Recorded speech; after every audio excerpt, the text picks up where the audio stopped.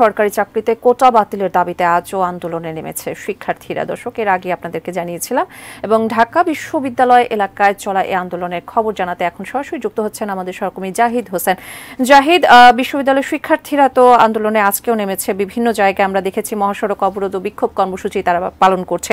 আপনি কি দেখতে পাচ্ছেন ঢাকা বিশ্ববিদ্যালয় এলাকায়?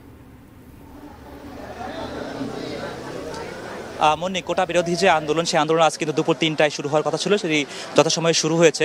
আমি যে দীর্ঘ মিছিল দেখতে পাচ্ছি সেটি আপনাকে একটু ঘুরে দেখাতে চাই।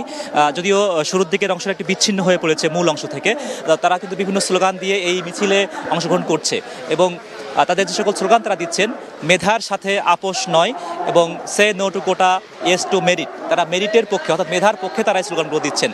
এর পাশাপাশি তাদের যে তীব্র দাবি যে কোটা পুনর্বহাল চলবে না এবং হাইকোর্টের যে আদেশটি আসলে পুনর্বহাল রাখা হয়েছে কোটার বিষয়ে, সে বিষয়ে তাদের তীব্র প্রতিবাদ তারা জানিয়েছেন মহামান্য হাইকোর্টের প্রতি যথাযোগ্য সম্মান রেখেই। এবং আপনি একটা জিনিস খেয়াল করবেন যে মানুষের কিন্তু কপালে কুচিতে লাল সাদু বেঁধে এবং জাতীয় পতাকা হাতে নিয়ে কেউ হয়তো বা বুকে লিখেছেন সংবিধানের মূল কথা সুযোগের সমতা। এই সমতাটাকেই তারা আসলে মূল মুখ্য হিসেবে মনে করছে তারা আন্দোলনের জন্য। এর পাশাপাশি আপনি যে কথাটি বললেন দেশ জুড়ে যে বিক্ষোভ, আসলে এটি কিন্তু কেন্দ্রীয়ভাবে ঢাকাতেই আসলে পালিত হচ্ছে এবং আজকের এই বিক্ষোভ মিছিল যেটি শেষ হওয়ার কথা রয়েছে শাহবাগ মোড়ে এবং আগামীকাল থেকে তাদের কিন্তু বড় একটি কর্মসূচি তারা পালন করবেন কিন্তু ঘোষণা দিয়ে রেখেছেন। সেই আন্দোলন ঘোষণার পূর্বেই আজ কিন্তু প্রাক আন্দোলন আমরা বলতে পারি এটাকে, যেখানে বিপুল শিক্ষার্থীদের সমাগম আমরা দেখতে পেয়েছি।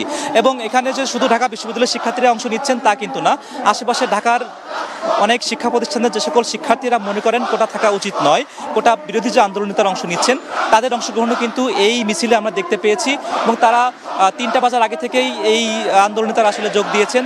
মিছিল দিয়ে তারা আসলে এই আন্দোলনে উৎসবমুখর পরিবেশে এই বিদ্রোহী একটা মনোভাব নিয়ে আসলে যোগ দিচ্ছেন। তো আপাতত মিছিল নিয়ে আমার কাছে এই ছিল সর্বশেষ।